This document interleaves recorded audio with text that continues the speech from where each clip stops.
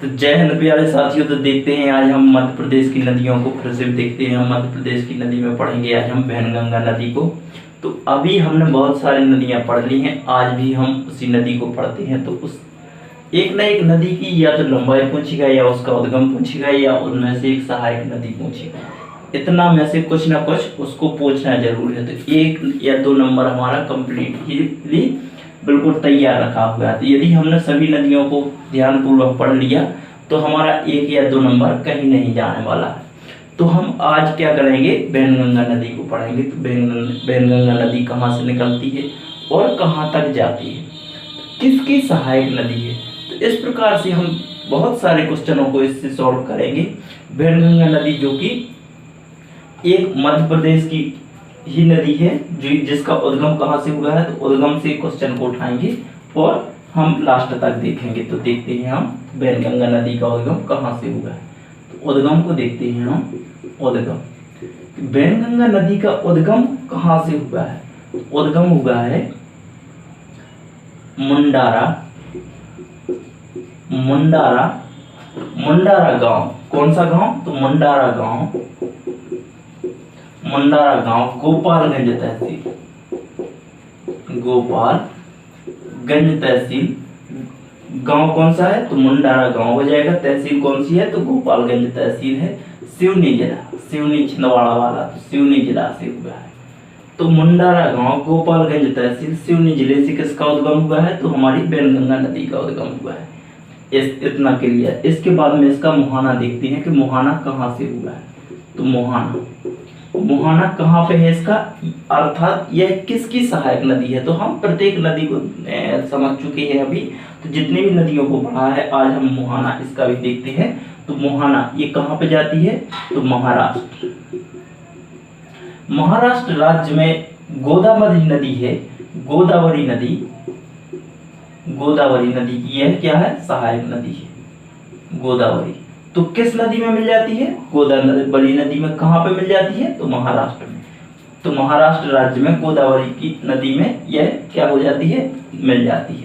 अब क्वेश्चन खड़ा होता है कि जहाँ पे गोदावरी नदी मिलती है और वैनगंगा नदी मिलती है तो दोनों के संगम को क्या कहते हैं। तो जहाँ पे गोदावरी नदी और वैनगंगा नदी मिलती है तो उस संगम को क्या कहते हैं, संगम। तो उस संगम को हम कहते हैं प्राणहिता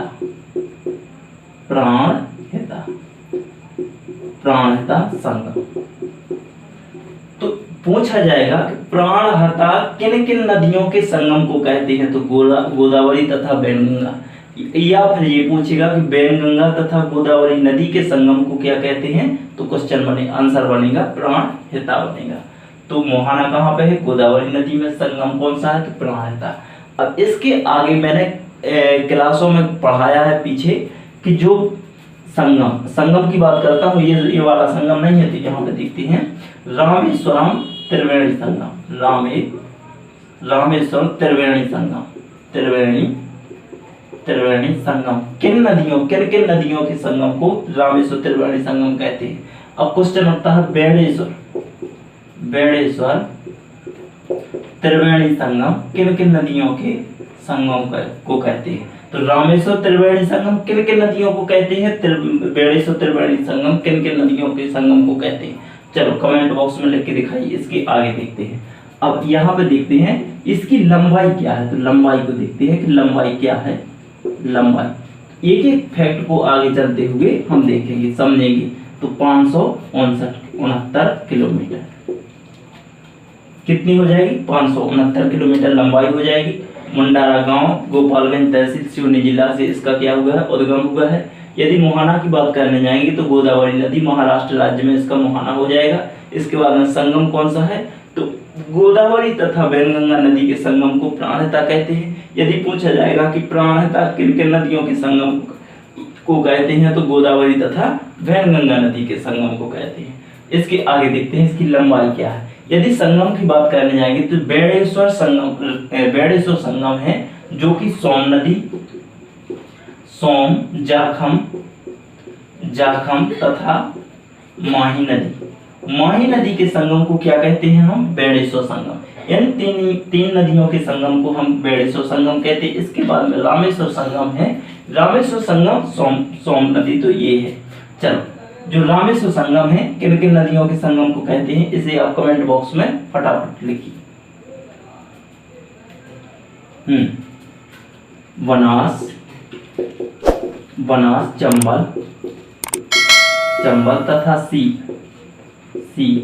तो कौन कौन सी नदी? रामेश्वर त्रिवेणी संगम, बनास नदी, चंबल नदी तथा सीप नदी के संगम को क्या कहते हैं? रामेश्वर त्रिवेणी संगम कहते हैं। यदि बेड़ेश्वर त्रिवेणी संगम तो सोम नदी, जाखल नदी तथा माही नदी के संगम को क्या कहते हैं? हम बेड़ेश्वर संगम कहते हैं। इसके आगे देखते हैं, हम उसी नदी पर चलते हैं, अपनी वैनगंगा नदी पर आगे की ओर उसको बहाते हैं। कहाँ तक बहाती हुई जाती है? तो इसका बहाव अभी कहाँ पहुंची है? तो महाराष्ट्र राज्य तक पहुंची है। इसके आगे देखते हैं कहाँ तक बहती है।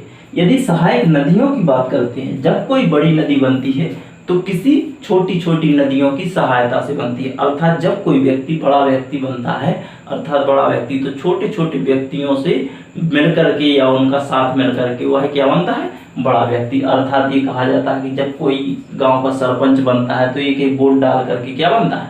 वह जीतता है। तो इसी प्रकार से एक बड़ी नदी बनना है तो एक छोटी छोटी नदियों की सहायता से बनेगी कि बनेगी? देखते हैं सहायक नदियां। सहायक नदियां कौन कौन सी? तो सहायक नदियों के बारे में बात करते हैं तो सहायक नदियां हो जाएंगी बावनथड़ी, वर्धा,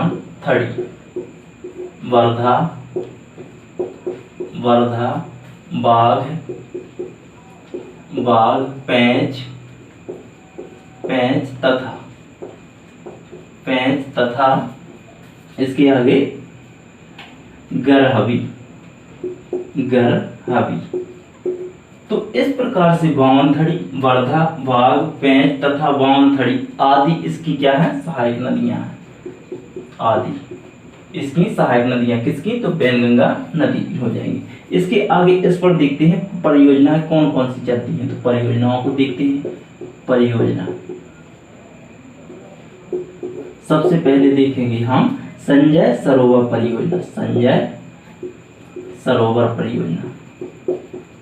सरोवर परियोजना जो कि किस नदी पर है? तो बावनथड़ी नदी पर है। कहाँ पे है?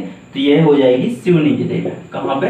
तो सिवनी जिला में वैनगंगा नदी पर संजय सरोवर परियोजना चलाई जा रही है। इसी संजय सरोवर परियोजना को ही हम क्या कहते हैं?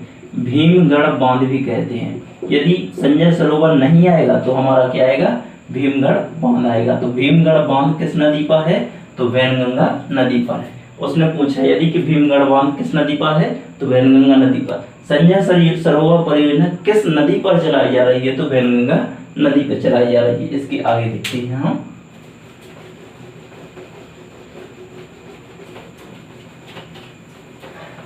बहुत अच्छे क्वेश्चन निकल के आते हैं, तो इसको देखते हैं हम आगे। परियोजनाओं को देखते हैं। अभी परियोजनाओं को देखा है तो हम अगली परियोजना देखते हैं। धुती बांध किस नदी पर है? देखो, धुती बांध, अभी तक हमने बांधों को पढ़ा है लेकिन बांध हमें कौन सा नहीं मिला? तो धुती बांध ढूंढना पड़ता है इन बांधों को। तो कौन सा बांध? तो धुती बांध किस नदी पर है? तो वैनगंगा नदी पर। किस नदी पर है? वैनगंगा नदी पर। लेकिन कहाँ पर? धुती बांध किस नदी पर? तो वैनगंगा नदी पर हो जाएगा। वैनगंगा नदी हो जाएगी। इसके बाद में यदि स्थान की बात पूछी जाएगी तो कहाँ पे? बालाघाट। कहाँ पे होगी? बालाघाट जिले में द्वितीय परियोजना। इसके आगे देखते हैं राजीव सागर परियोजना। तो राजीव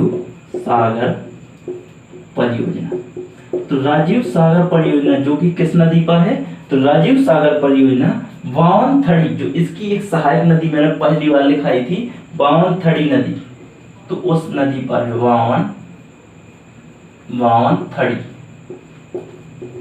बावनथड़ी नदी पर स्थित है। तो यदि पूछा जाएगा कि राजीव सागर परियोजना किस नदी पर है तो बावनथड़ी लगाएंगे।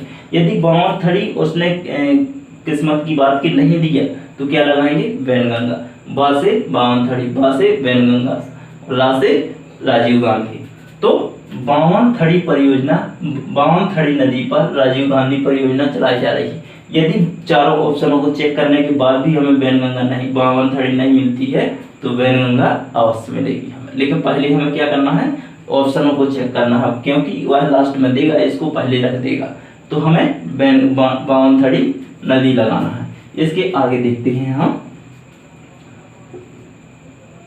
एक और है माचा गोरा बांध।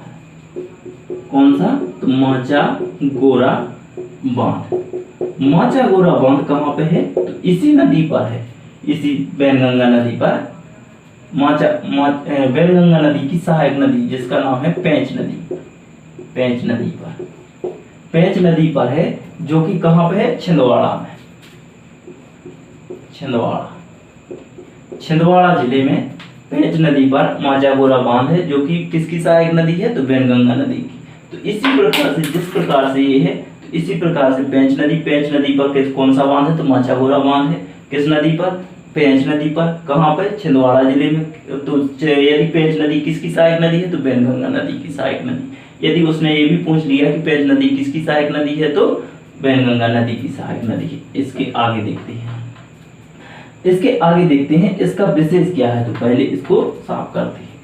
अर्थात क्या क्या पूछा जा सकता है यहाँ पे, तो उनको देख लेते हैं। वैनगंगा नदी से और क्या पूछा, वो इसका महत्व क्या है उसको देखना है। महत्वपूर्ण चीजें क्या है, तो बावनथड़ी जो वैनगंगा नदी है, वैनगंगा नदी पर मध्य प्रदेश की पहली, तो महत्वपूर्ण तथ्य, तो मध्य प्रदेश की पहली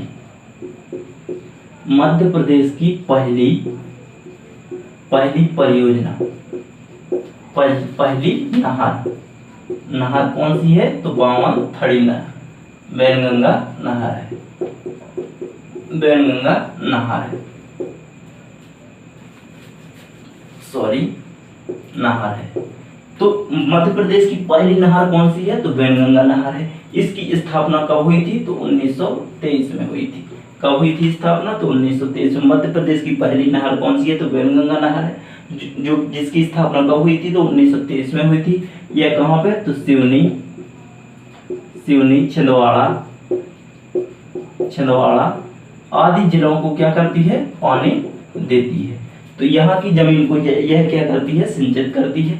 मध्य प्रदेश की पहली किस नदी पर, वैनगंगा नदी पर। कौन सी, तो वैनगंगा नहर के ही नाम से जानी जाती है। 1923 में इसकी स्थापना हुई थी, जो कि मैं अभी पहले बता चुका हूं कि इसके किनारे शहर, एक और पॉइंट है, तो इसके जो वैनगंगा नदी है, वैनगंगा नदी के किनारे शहर पूछता है। एक दो बार शहर पूछा है, मैंने पढ़ा था, तो उसको मैंने देखा कि ये भी पढ़ाना बहुत अति आवश्यक है। तो वैनगंगा नदी के किनारे